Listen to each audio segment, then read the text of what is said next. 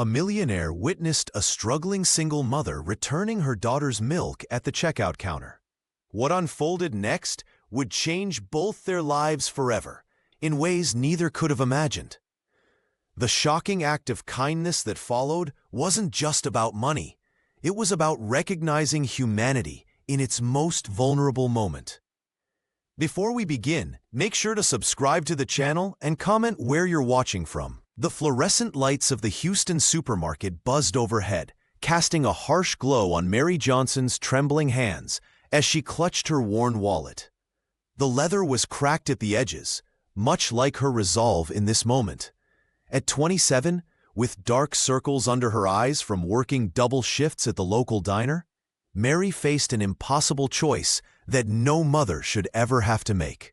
"That'll be $87.43, the cashier announced, her voice cutting through the ambient noise of beeping scanners and shopping cart wheels. Mary's heart sank as she stared at the special formula can for her daughter Emily. The blue-eyed infant had been diagnosed with a sensitive digestive system, requiring this specific, expensive brand. Mary had already calculated every penny in her wallet before reaching the checkout, but somehow the total was still higher than she'd anticipated. "I'm sorry," she whispered, sliding the formula can back across the counter. "I can't afford this one today." The line behind her grew restless. A man sighed loudly. Someone shifted their weight impatiently. But for Mary, the world had narrowed to just this moment of defeat. This public display of her inability to provide for her child. Shame burned in her cheeks as she fumbled with her remaining items, the bare essentials she could afford on a waitress's salary. Standing 3 customers behind in the adjacent line, John Smith observed the scene with unusual interest. The tech magnate rarely did his own shopping, but his regular assistant was ill, and his daughter Sarah had insisted on picking out her own snacks. Now, the billionaire found himself witnessing something his wealth usually insulated him from: raw, unfiltered struggle. "Daddy, why does that lady look sad?" Sarah tugged at his sleeve, her innocent question piercing through his thoughts. John watched as Mary paid for her remaining items, her shoulders hunched forward as if carrying an invisible weight. For a man accustomed to solving complex technological problems with money and logic, this woman's quiet dignity in the face of hardship struck him as both foreign and deeply familiar. It reminded him of stories his grandfather had told him about tough times, about people helping one another through impossible situations. The cashier handed Mary her receipt with practiced indifference. The young mother gathered her single bag, holding it close like something precious. As she turned to leave, her eyes briefly met John's across the crowded space, a fleeting connection between 2 worlds that rarely intersected. Something shifted in John's chest. In that moment, witnessing her quiet defeat up close was a jolt he couldn't ignore and wouldn't forget. Every day for Mary Johnson was a delicate balancing act. Her entire world revolved around Emily, her 14-month-old daughter with eyes as blue as a clear Texas sky. The special formula wasn't just another item on her shopping list. It was prescribed by Emily's pediatrician to address the infant's sensitive digestive system. At nearly $30 a can, it might as well have been liquid gold. Mary's hands had grown calloused from carrying plates for 12 hours at Rosie's Diner, where she worked double shifts 6 days a week. The tips were decent on good days, but rent in Houston kept climbing, and daycare costs ate whatever remained. She'd given up her receptionist position at the law firm when Emily was born. The hours weren't flexible enough for a single mother with no support system. Each item the cashier scanned represented a careful calculation Mary had made in her head while walking the aisles. Bread, $4. Oatmeal, $3.50. Baby food, $2 per jar. The mental arithmetic was constant, a running tally that never quite balanced with the money in her worn leather wallet. "I'm sorry," she whispered, sliding the formula can back across the counter. "I can't take this one today." The words tasted bitter, each syllable heavy with the weight of maternal failure. The cashier nodded with practiced indifference, removing the item from her total, while the line behind Mary shifted impatiently. Standing 3 customers behind, John Smith observed the scene with growing discomfort. The tech magnate rarely did his own shopping.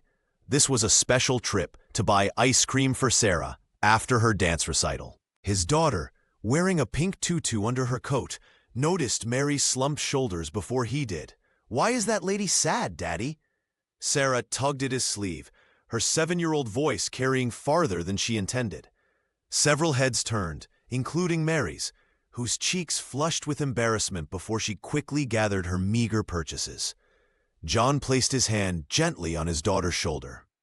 How could he explain to Sarah that some parents had to choose between feeding themselves and providing for their children? How could he make her understand a world where special formula was an unattainable luxury rather than a basic necessity? "Sometimes people have hard days, sweetheart," he answered quietly. But the explanation felt hollow, even to his own ears. As Mary hurried toward the exit, John felt something stir within him, a mixture of empathy and responsibility that he hadn't experienced in years. The billionaire who solved complex technological problems for a living suddenly faced a much simpler equation. He could help, or he could walk away. And John Smith was not a man who walked away from problems he could solve. Mary Johnson trudged through the supermarket's automatic doors with only the barest necessities clutched in her thin plastic bag. Bread, oatmeal, and 3 small jars of baby food, not nearly enough to properly feed Emily for the week, but all she could afford.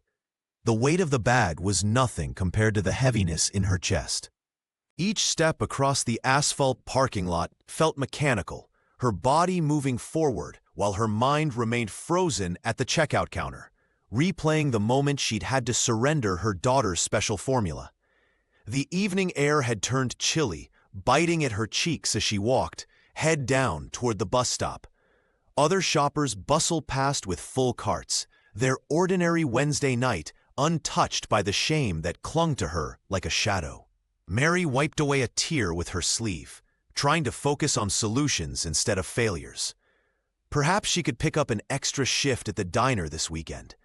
Maybe her neighbor would watch Emily for a few hours so she could look for better-paying work. At 27, she had never imagined life would be this hard, this lonely. Inside the store, John Smith made a split-second decision that would alter both their lives. "Sarah, sweetie, I need you to stay with Mr. Davis for a minute," he said, kneeling to his daughter's eye level. The security chief nodded respectfully, taking the little girl's hand. "Is it about the sad lady, Daddy?"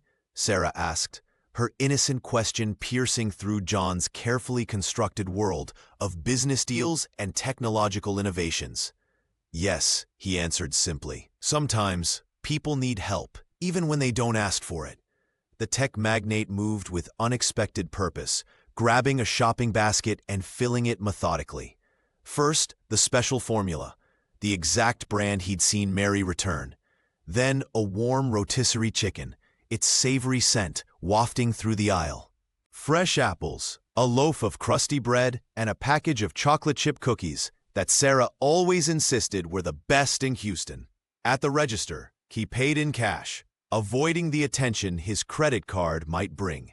Outside, the night had grown darker. John scanned the parking lot, spotting Mary's slumped figure at the distant bus stop. Her isolation was palpable even from afar. With the grocery bag in one hand and a determined set to his jaw, he strode across the lot, leaving behind his comfortable world of certainty for something far more important. A chance to make a real difference, not with millions in a corporate account, but with a simple act of human kindness. Mary Johnson sat at the bus stop, lost in thought, her single grocery bag resting at her feet. The evening air had turned chilly, and she pulled her thin jacket tighter around her shoulders. The weight of not being able to afford Emily's formula pressed down on her more heavily than the Houston humidity ever could. John Smith approached carefully, clutching the shopping bag containing the special formula. He noticed how the young mother's shoulders slumped with defeat, how her eyes remained fixed on the cracked sidewalk. Not wanting to startle her, he cleared his throat softly. "Excuse me," he said, his voice gentle as he extended the bag with the formula can. "I think you might need this." Mary's eyes widened with confusion and embarrassment as she recognized him from the checkout line. Her cheeks flushed crimson, and she shook her head slightly, pride warring visibly with gratitude on her tired face.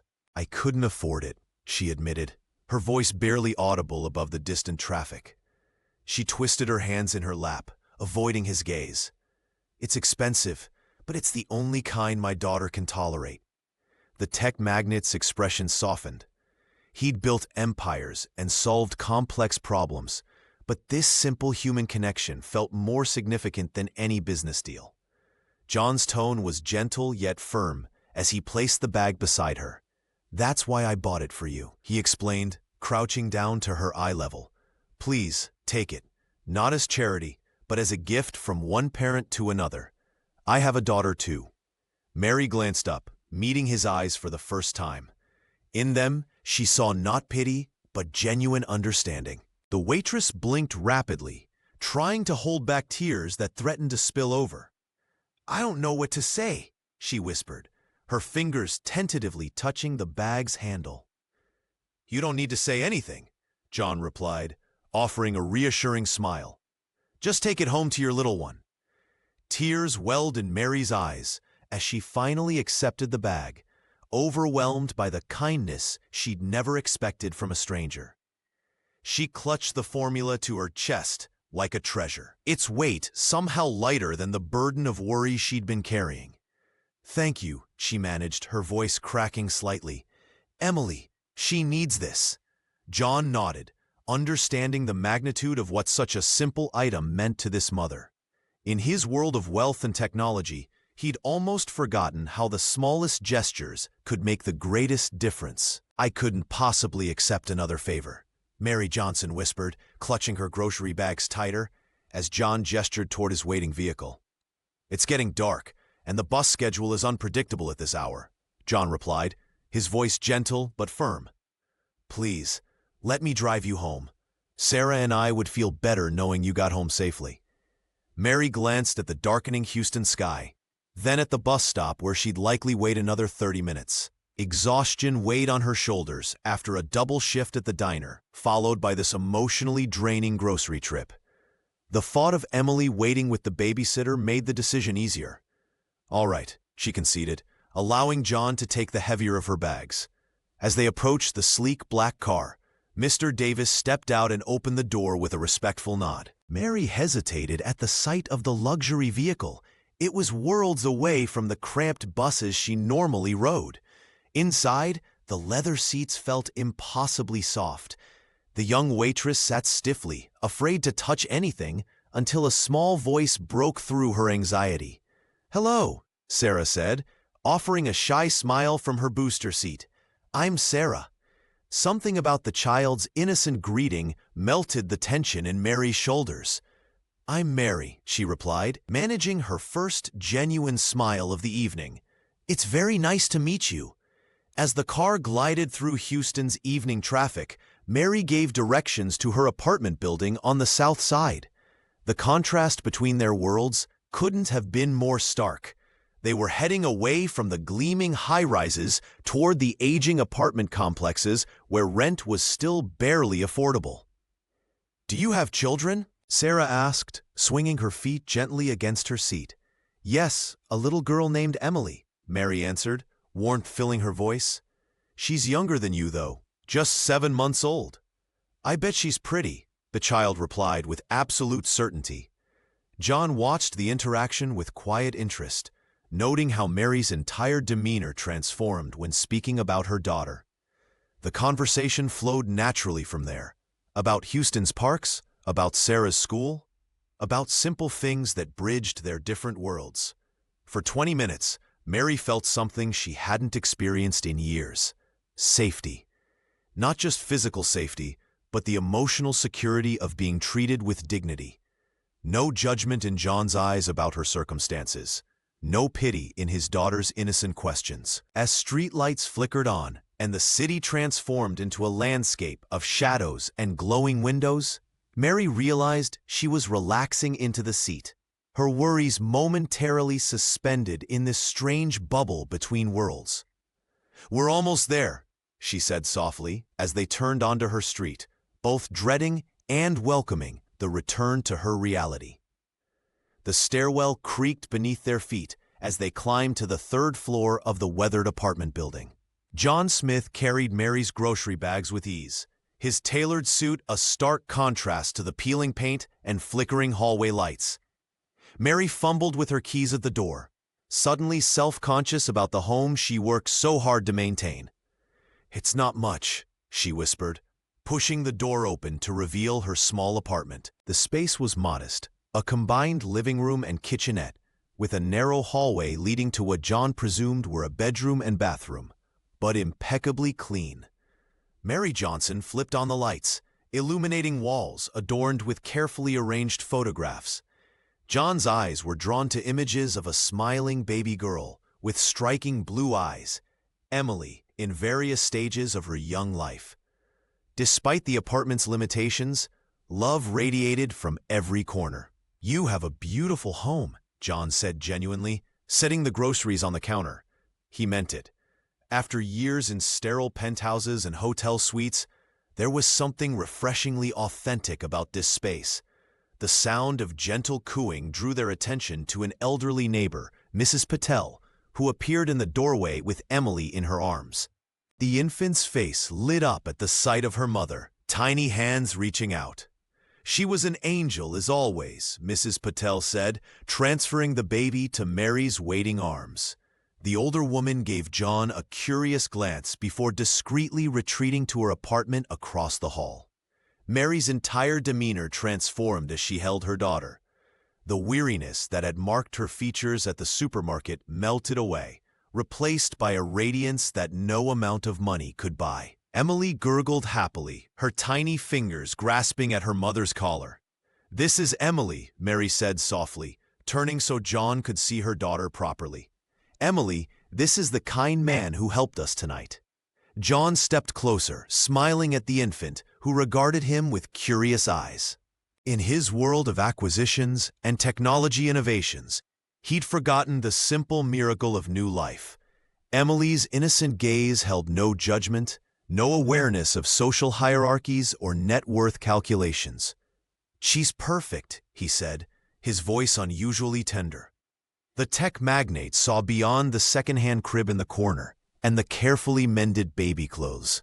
He recognized something far more valuable: the fierce love of a mother determined to give her child everything, despite having so little herself. In that moment, standing in Mary's humble apartment, John felt a strange sense of reverence. The resilience before him was worth more than any stock portfolio or corporate merger. Standing in the doorway of Mary Johnson's modest apartment, John Smith felt something stir within him. The tech magnate was accustomed to board meetings and investor calls, not the warm, lived-in space of a struggling single mother. Yet here, surrounded by the simple evidence of Mary's love for her daughter, handmade decorations, carefully arranged toys, and photos taped to the refrigerator, he experienced a connection that transcended their different worlds. "Thank you," Mary said, her voice barely above a whisper, as she cradled Emily against her shoulder. "Not just for the formula, but for seeing me when I felt invisible." The young mother's words struck John with unexpected force. In his world of wealth and technology, genuine gratitude was rare. People thanked him for investments or donations, but this was different. Raw and unfiltered appreciation that made his chest tighten. "Anyone would have done the same," he replied, though he knew it wasn't true. He had watched dozens of shoppers ignore Mary's quiet distress at the checkout counter. Emily cooed softly, her tiny hand reaching out as if trying to grasp something only she could see. John smiled at the infant, marveling at how someone so small could inspire such fierce protection in her mother. "She likes you," Mary observed, a gentle smile warming her tired features. "She's usually shy around strangers." John watched as Mary adjusted the blanket around Emily with practiced ease. The tenderness in her movements reminded him of how he felt about Sarah, that overwhelming desire to shield his child from every hardship. Yet Mary faced challenges he couldn't imagine, with a strength he found himself admiring deeply. "I should let you two get some rest," he said finally, reluctant to leave but aware of the late hour. Mr. Davis would be waiting with the car, and Sarah would need to get home for bedtime. Mary nodded, walking him to the door. "I don't know how to repay you." "There's nothing to repay," John assured her. "Just take care of yourself and Emily." As he stepped into the hallway, John turned back for one last look. The image burned into his memory. Mary standing in the doorway, Emily nestled against her chest, both bathed in the soft glow of a table lamp.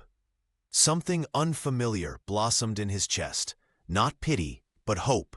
Hope that perhaps his wealth could serve a purpose beyond accumulation, that connections between people still mattered in a world increasingly defined by digital interactions. The billionaire descended the stairs of the aging building, unaware that this chance encounter would alter both their lives in ways neither could have imagined.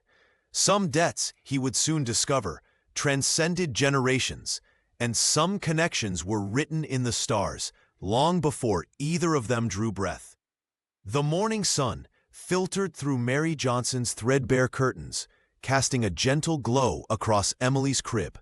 For the first time in months, Mary woke with something beyond exhaustion in her heart. The kindness of a stranger, a man who had seen her when she felt invisible, had planted a seed of possibility.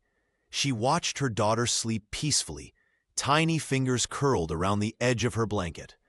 "We deserve better than just surviving," she whispered, brushing a strand of hair from Emily's forehead. The formula can on her kitchen counter stood as a reminder that goodness still existed in the world. After feeding Emily and settling her with toys, Mary pulled open her bedroom drawer and retrieved a folder she hadn't touched in almost a year. Inside was her resume, once meticulously maintained during her days as a receptionist at Henderson and Walsh law offices. Before Emily, before everything changed. "It's time," she murmured, blowing dust from the paper. The young mother powered up her old laptop, the fan whirring loudly in protest. Her fingers moved with growing confidence as she updated her work history, adding her current position at Rosie's Diner. The double shifts and challenging customers had taught her more about patience and problem-solving than she'd ever expected. Mary thought about her great-grandfather, Sergeant Michael Johnson. His photograph, faded and creased, hung on her wall, a reminder of his courage during wartime. "If he could face bullets," she told Emily, who babbled happily in response, "we can face a few interviews." The waitress spent hours searching job boards, applying for administrative positions that matched her skills. Each application felt like a small act of rebellion against her circumstances, a declaration that yesterday's shame wouldn't define tomorrow's possibilities. Between applications, Mary jotted notes about childcare options. Her neighbor, Mrs. Guzman, might watch Emily for a few hours if Mary found something with regular hours. The logistics were daunting, but for the first time in ages, obstacles felt like puzzles to solve, rather than walls to surrender against. As evening approached, Mary prepared Emily's bath, humming softly. The apartment remained modest, cramped, and in need of repairs. But something had shifted within its walls. Hope, that most fragile and precious resource, had found its way back. "Someone saw us," she told Emily as she gently washed her daughter's hair. "Someone cared enough to help, and maybe that's all we needed. Just one person to remind us that we matter." She had no way of knowing that across Houston, in a glass-walled penthouse, John Smith was thinking about her too, or that their paths would soon cross again, in ways neither could imagine. John Smith stood at the floor-to-ceiling windows of his glass-walled penthouse, gazing at Houston's glittering skyline. The tech billionaire swirled an untouched glass of whiskey, his mind replaying the scene from the supermarket. Mary's face, that quiet dignity even as she returned her daughter's formula, haunted him in a way he couldn't explain. His spacious living room felt emptier than usual tonight. Despite the designer furniture and state-of-the-art technology surrounding him, something was missing. John set down his glass and picked up a framed photograph of his parents. They had started with nothing, building their legacy through hard work and unwavering principles. What would they think of him now? Sure, he wrote substantial checks to charities, but when was the last time he'd actually connected with someone in need? "Sarah's asleep, sir," his housekeeper announced, interrupting his thoughts. "Thank you, Janet," John replied, grateful his daughter had finally settled down. Sarah had asked about the sad lady several times since their encounter, her innocent concern making him question his own detachment from the world. The following morning, John called Mr. Davis into his home office. The security chief stood at attention, his posture reflecting his military background. "I need you to look into someone," John said, trying to sound casual. "A woman named Mary Johnson. We met at the supermarket on Westheimer. She has an infant daughter, Emily." Davis raised an eyebrow but maintained his professional demeanor. "May I ask why, sir?" John fumbled with a pen on his desk. "Just make sure they're safe, that's all." But that wasn't all. As Davis departed, John acknowledged to himself that Mary had become more than just a passing thought. Something about her reminded him of his own mother. That same fierce determination to provide despite overwhelming odds. Throughout the day, John found himself distracted during video conferences. While his executive team discussed quarterly projections, his mind wandered to Mary's cramped apartment and the photographs of Emily adorning her walls. The love in that modest space had felt more authentic than anything in his penthouse. That evening, as John helped Sarah with her homework, he realized what was happening. Mary Johnson had inadvertently held up a mirror to his life of privilege and isolation. His wealth had created a barrier between himself and the real world, a world where people like Mary fought daily battles with quiet courage. When his smartphone buzzed with a message from Davis confirming he'd begun the background check, John felt a strange mixture of anticipation and guilt. He told himself this was just for closure, just to ensure they were okay. But deep down, he knew Mary had awakened something in him, a connection to the values his family had once cherished, before success had insulated him from the world they'd built their legacy upon. Mr. Davis knocked softly on the penthouse door before entering with a manila folder tucked under his arm. John Smith looked up from his laptop, the blue light reflecting off his tired eyes. For days, he'd been distracted, the image of Mary Johnson's quiet dignity haunting him in unexpected moments. "I have the information you requested, sir," the security chief said, placing the thin file on John's glass desk. John nodded, dismissing his loyal employee with a grateful smile. Alone again, he hesitated before opening the folder. Was he overstepping? The tech magnate had told himself this was just closure, a way to ensure the young mother and her daughter were safe. Deep down, he knew it was more. As he scanned the documents, his breath caught. Mary Johnson wasn't just any struggling single mother. She was the great-granddaughter of Sergeant Michael Johnson, decorated war hero of the same battalion where John's grandfather, Corporal Robert Smith, had served. According to military records, Michael had pulled Robert from a burning vehicle during an ambush, saving his life at great personal risk. "My God," John whispered, tracing the yellowed photocopy of a newspaper clipping. His grandfather had spoken of a brave sergeant who'd saved him, but the connection had never been made until now. John paced the length of his penthouse, the city lights of Houston twinkling below. This chance encounter at the supermarket suddenly felt weighted with purpose. The universe had placed Mary in his path for a reason, but debt of honor passed through generations, waiting to be repaid. He stopped at a framed photograph of his own daughter, Sarah. What would life be like for her if circumstances were different? if he hadn't built his tech empire? The thought of Sarah struggling like little Emily made his chest tighten. This wasn't about charity anymore.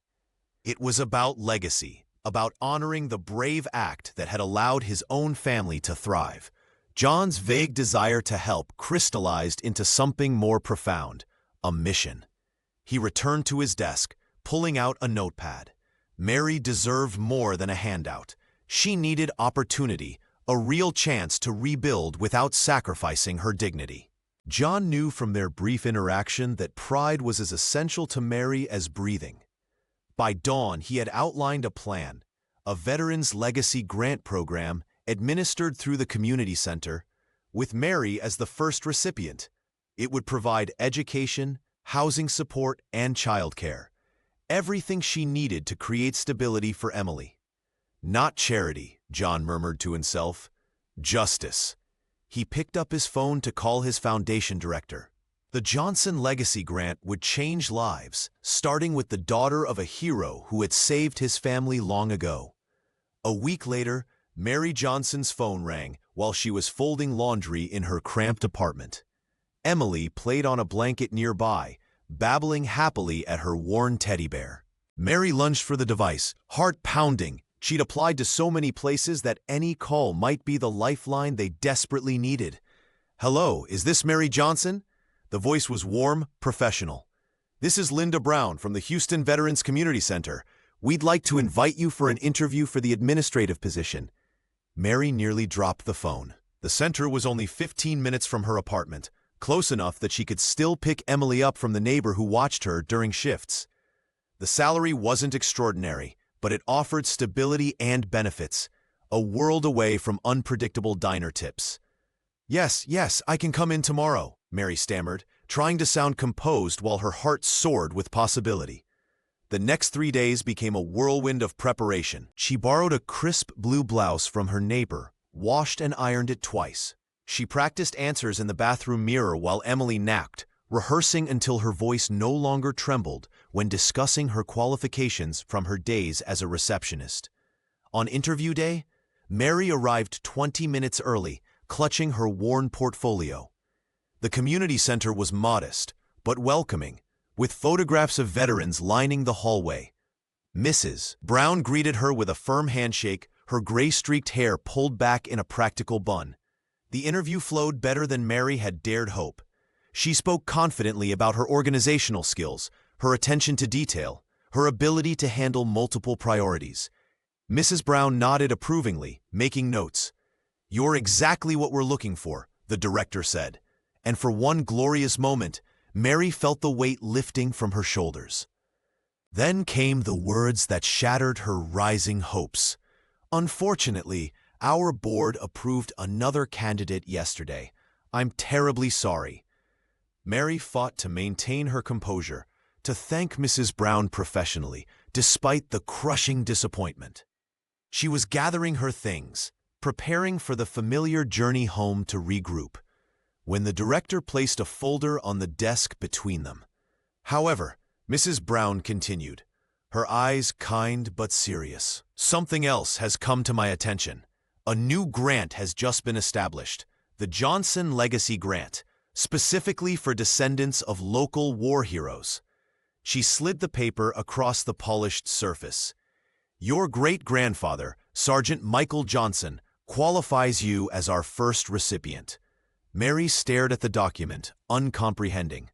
The grant outlined a living stipend, educational funding, and childcare support for Emily. It was everything she needed. Not just a job, but a genuine chance to rebuild. "Who?" Mary whispered, her fingers trembling as they touched the paper. "Who would do this?" Mrs. Brown smiled gently. "The benefactor wishes to remain anonymous. He believes in honoring heroes and supporting their families." Mary Johnson sat in stunned silence as Mrs. Brown carefully explained the details of the Johnson Legacy Grant.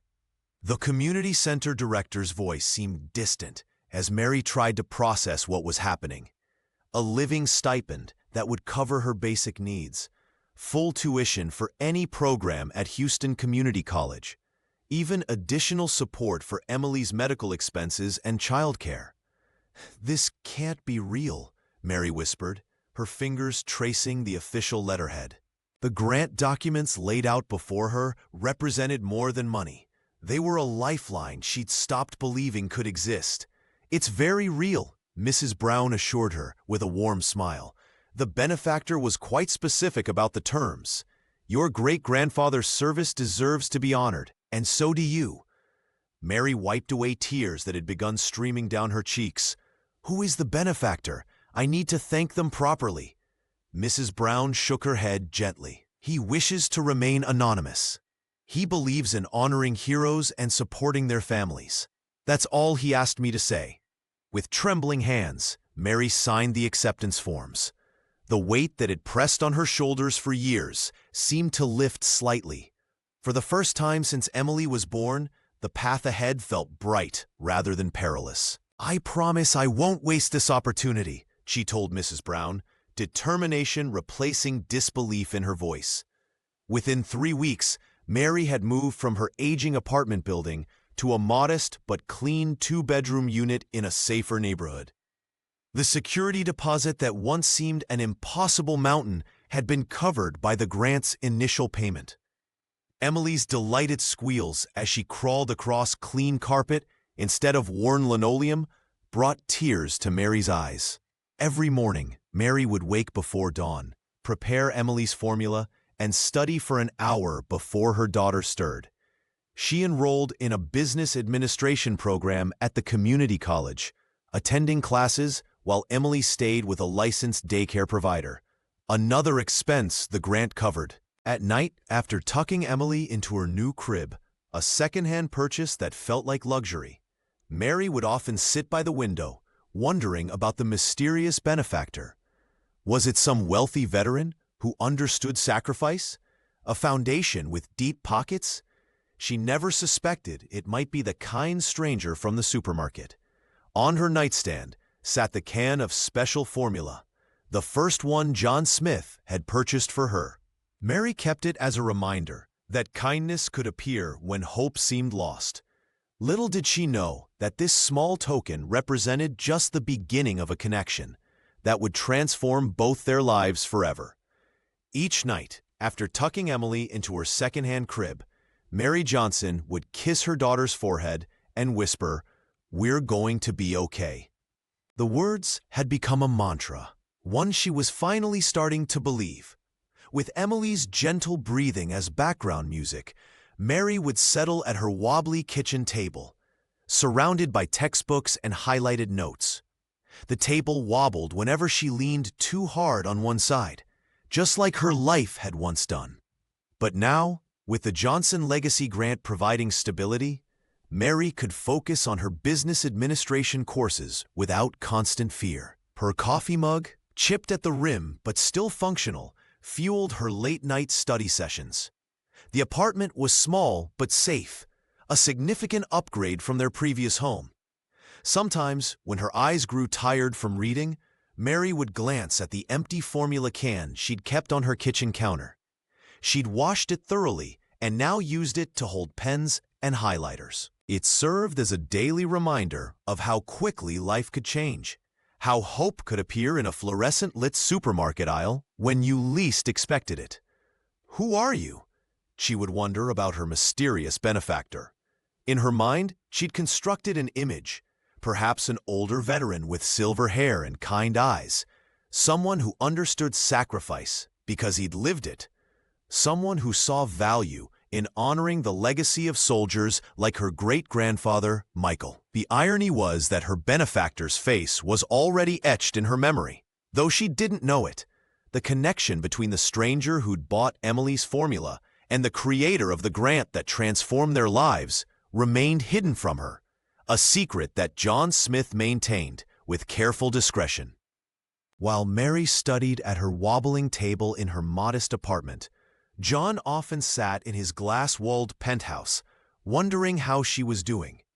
Mr. Davis had provided occasional updates, all positive, but John respected Mary's privacy and independence too much to intrude. He'd set things in motion, Now it was her journey to walk.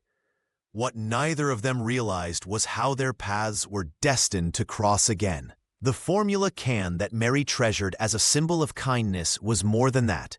It was the first link in a chain connecting two families across generations, from Corporal Robert Smith to Sergeant Michael Johnson, and now to their descendants. Mary highlighted another passage in her textbook, determined to ace her upcoming exam. The business concepts were challenging, but she approached them with the same resilience that had carried her through years of struggle. She never guessed that the man who had changed everything was thinking of her too, watching the same night sky from across Houston. 3 months passed in a whirlwind of change for Mary Johnson. The Johnson Legacy Grant had transformed her life, providing stability she hadn't known in years.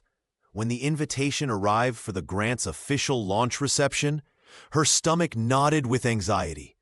Public speaking had never been her strength, but Mrs. Brown insisted her story would inspire others. "You're the perfect ambassador," the community center director told her during their weekly check-in. "Your journey embodies everything this grant stands for." Mary spent evenings practicing her speech after putting Emily to bed, her daughter now thriving on the formula she could easily afford. The blue dress she purchased for the occasion, her first new clothing in 2 years, hung on her closet door like a symbol of her changing fortunes. The night of the reception arrived with cool Houston air and clear skies. Mary's neighbor watched Emily while she took a bus to the Veterans Community Center, clutching her small purse with trembling fingers. Walking through those doors felt like crossing into another world, one of crystal glasses, elegant attire, and confident voices. The community center's main hall had been transformed.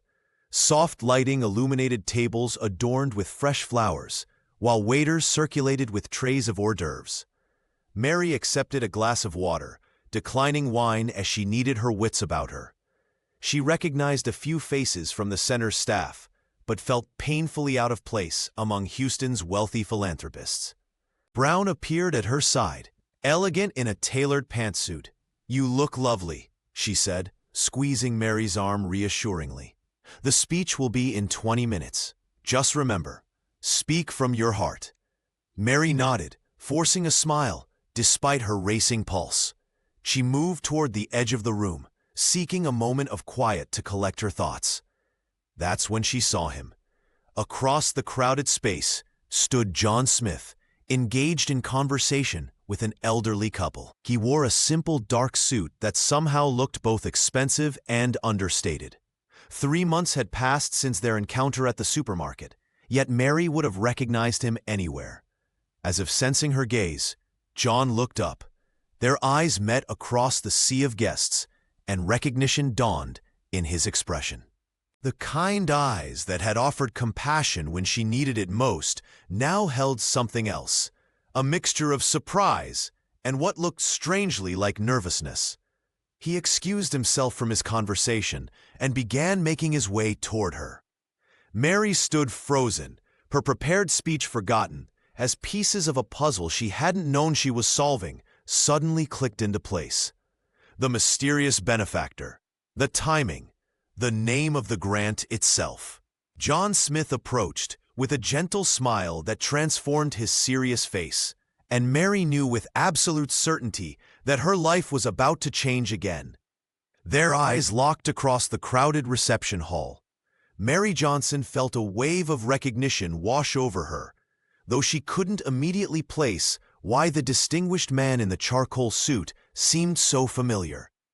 The elegant community center buzzed with Houston's elite, making Mary feel even more out of place in her simple blue dress, the nicest thing she owned, purchased specially for this occasion. Mrs. Brown approached with a warm smile, gently guiding Mary through the crowd. "Mary, I'd like you to meet someone special," she said, stopping before the man whose kind eyes had haunted Mary's memories for months. "This is Mr. John Smith, the man behind the Johnson Legacy Grant." The world seemed to tilt beneath Mary's feet as realization dawned. The stranger from the supermarket, the one who had bought Emily's formula when she couldn't afford it, and her anonymous benefactor were the same person. Her lips parted in shock, words failing her completely. "Hello again, Mary," John said softly, his voice carrying the same gentle tone she remembered from that night. "I was hoping we might have a chance to talk." Mrs. Brown, sensing the weight of the moment, discreetly excused herself. John gestured toward the terrace doors. "Would you mind stepping outside for a moment? It's a bit quieter there." Mary nodded, still stunned, and followed him through the glass doors into the cool evening air. The Houston skyline glittered against the night sky, stars barely visible above the city lights. They stood side by side at the stone balustrade, momentarily silent. "I don't understand," Mary finally whispered. "Why me? Why my family?" John turned to face her, his expression earnest. "It wasn't random, Mary. When Mr. Davis researched your background, he discovered something remarkable." He paused, gathering his thoughts. "Your great-grandfather, Sergeant Michael Johnson, saved my grandfather's life during the war." Mary's eyes widened. She'd heard stories of her great-grandfather's heroism, but never this connection. "Corporal Robert Smith would have died that day," John continued, his voice thick with emotion. "My family's entire legacy exists because of your great-grandfather's courage. When I saw you in that supermarket, something felt familiar, like I was meant to be there." A cool breeze swept across the terrace, carrying the distant sounds of traffic below. Mary wrapped her arms around herself, processing his words. "Seeing you that night wasn't coincidence," John said, looking up at the stars. "It was a chance to finally honor a debt that spanned generations. My grandfather never forgot what he owed to Sergeant Johnson, and neither have I." Mary's eyes glistened with tears, understanding now that this wasn't charity. It was something far more profound, a connection between their families that transcended time, chance, and circumstance. Mary Johnson listened, tears glistening in her eyes, as John Smith spoke beneath the Houston night sky. His words weren't rehearsed, but flowed with sincerity about legacy, sacrifice, and the responsibility they both carried. The tech magnate's voice softened when he mentioned Sergeant Michael Johnson and Corporal Robert Smith, two men from different worlds who became brothers in the chaos of war. "Your great-grandfather saved mine without hesitation," John explained, his normally reserved demeanor giving way to emotion. "He carried him through gunfire for 3 miles with a wounded leg. Robert never forgot that debt, but he never found Michael after the war." Mary wiped away a tear, imagining her great-grandfather's courage, a trait she'd always admired in the faded photographs her grandmother had cherished. "I grew up hearing stories about him," she whispered, "but I never imagined his actions would echo through generations like this." John nodded, his expression earnest. "This isn't charity, Mary. It's honoring a sacred bond between our families. What I'm doing now is what my grandfather would have wanted, what he tried to do for years before losing track of your family." For the first time since her struggles began, Mary didn't feel the crushing weight of shame or unworthiness that had become her constant companion. The single mother straightened her shoulders, seeing herself not as a charity case, but as the custodian of something precious, a legacy of courage and integrity that deserved to be honored. "Emily will grow up knowing this story," she promised, thinking of her blue-eyed daughter sleeping peacefully at home with the babysitter. "She'll understand that her life isn't defined by our struggles, but by the courage that runs in her veins." John smiled, the same gentle expression Sarah had inherited from him. "That's exactly what matters. Our children carrying forward the best parts of those who came before us." They stood in comfortable silence, the community center's lights casting a warm glow around them. The connection between them felt almost tangible, not romantic, but something equally powerful, a friendship forged through shared history and mutual respect. "I should check on Sarah," John finally said, glancing toward the building where his daughter was charming everyone inside. "Mr. Davis can only handle so much of her energy." Mary laughed, feeling lighter than she had in years. "And I should prepare for my speech. I never imagined I'd be addressing Houston's elite about war heroes and legacy.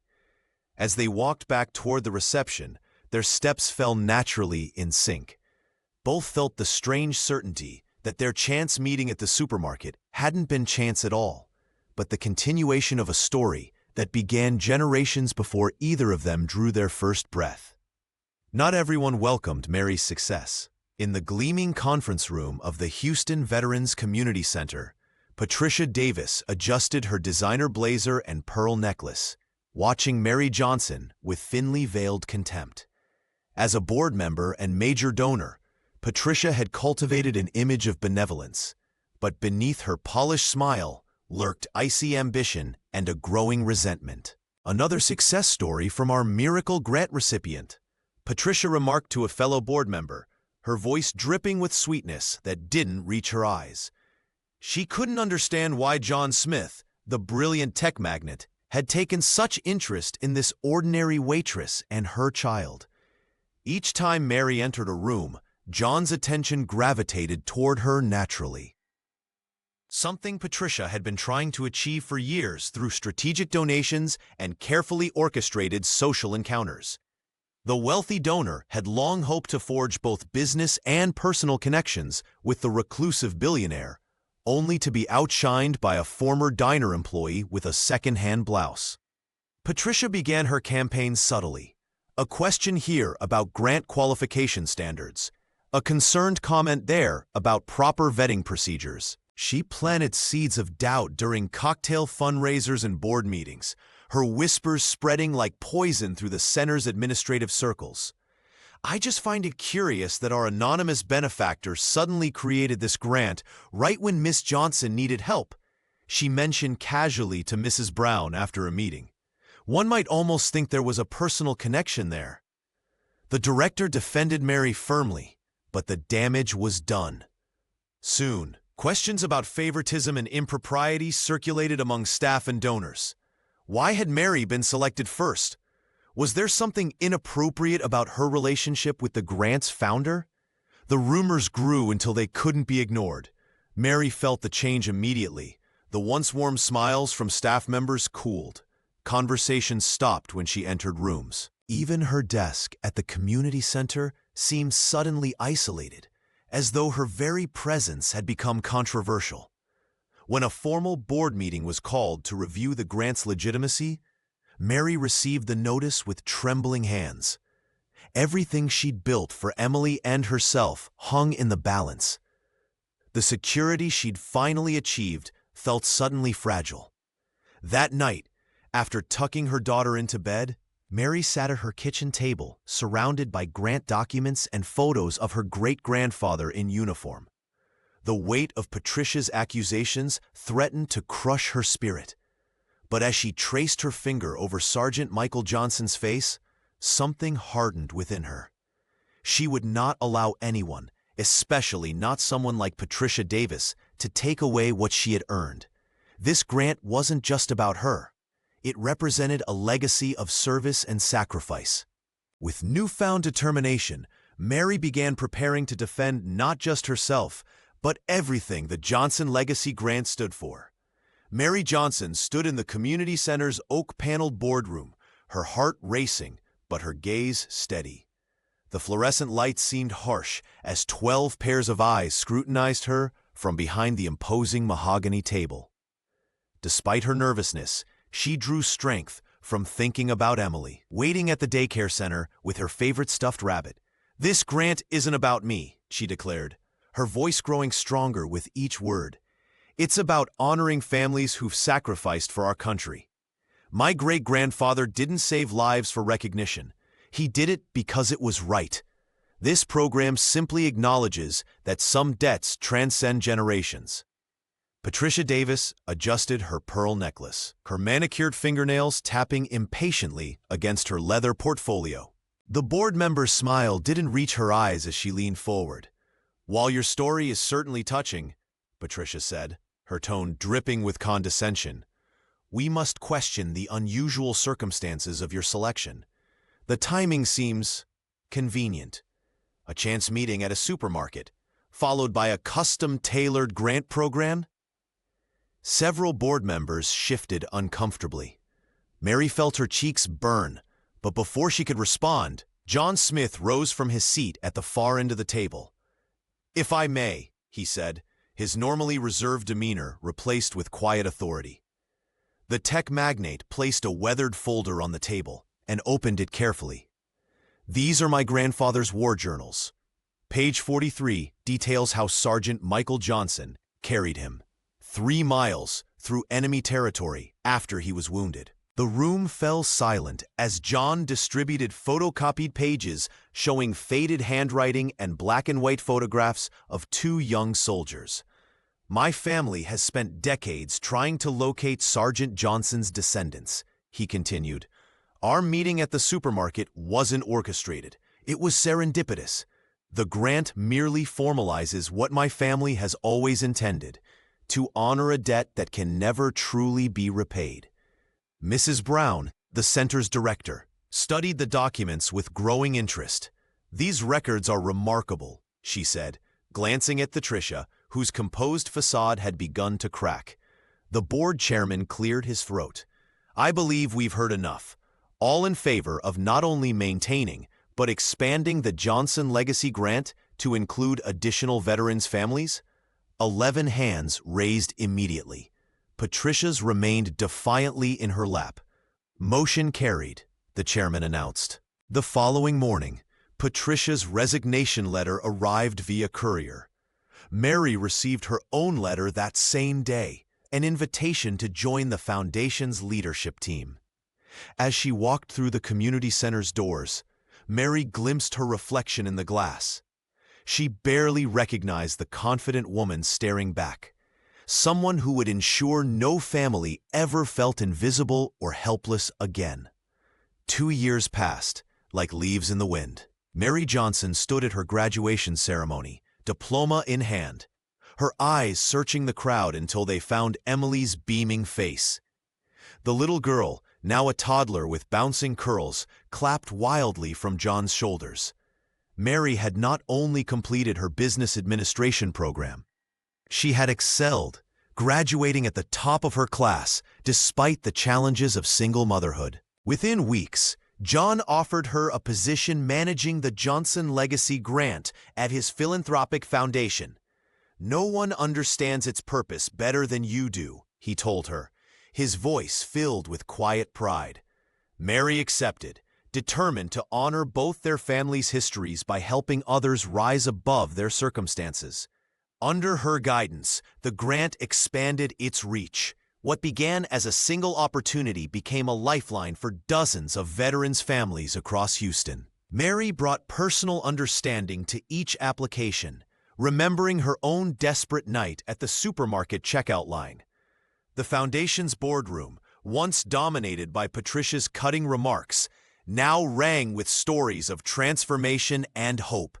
On warm afternoons, when the Texas sun softened into golden light, Mary would meet John at the park near the foundation offices. They would watch Emily and Sarah race across the grass, their laughter carrying on the breeze. The girls had formed a bond as strong as their parents, Sarah protective of her younger friend, Emily adoring of the older girl, who shared her toys without hesitation. "They're like sisters," John remarked one day, his hand finding Mary's on the park bench between them. "They're family now," Mary replied, the word carrying weight beyond its simple syllables. Their relationship had evolved gradually, naturally, not in grand romantic gestures, but in quiet moments of understanding. John valued Mary's practical wisdom and unwavering integrity. She appreciated his thoughtfulness and the gentle way he listened when she spoke. Together, they built something neither had expected, a partnership founded on mutual respect and shared purpose. The tech magnate who once lived in isolation now found himself surrounded by genuine connection. Mary, who had once counted pennies for formula, now helped allocate millions to families in need. Yet neither forgot where their story began, at a supermarket checkout line, where kindness crossed the divide between their worlds. Mrs. Brown, watching their relationship blossom, often remarked that the Johnson Legacy Grant had yielded returns far beyond financial metrics. It had restored faith in human goodness, created opportunities where none existed, and ultimately brought together two souls who might never have met in the vast expanse of Houston's social landscape.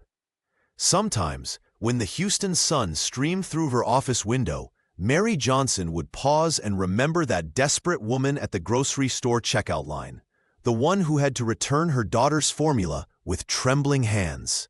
That woman seemed like a stranger now, a ghost from another life. 5 years had passed since that fateful evening.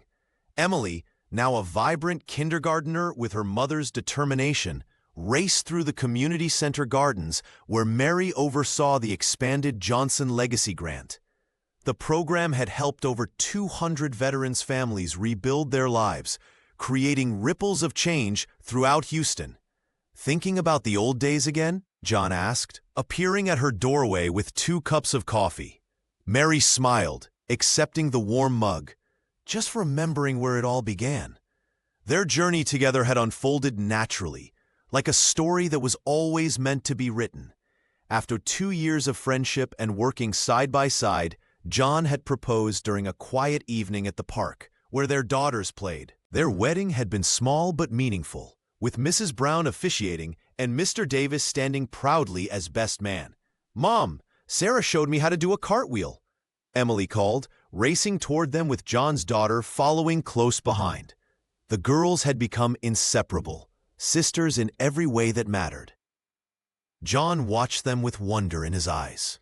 The tech magnate who once measured success in stock prices and innovations now found his greatest achievement in these moments, in family bonds forged not by blood but by choice and compassion.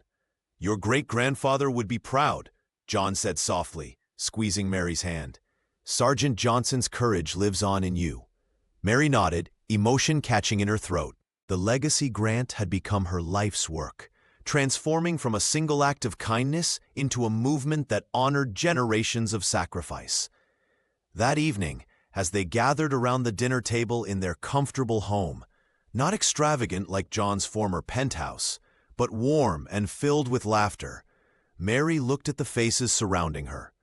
Emily and Sarah arguing playfully over dessert, John listening patiently to their day's adventures. It had all begun with a simple choice at a supermarket checkout line, a stranger deciding not to look away from another's pain. One can of formula, purchased without fanfare or recognition, had changed everything. The smallest kindnesses echo the loudest, Mary often told the grant recipients. She knew this truth in her bones now. As night fell over Houston, Mary realized they had created something beautiful together. Not just a blended family or a successful foundation, but a testament to the power of seeing another person's humanity when it matters most.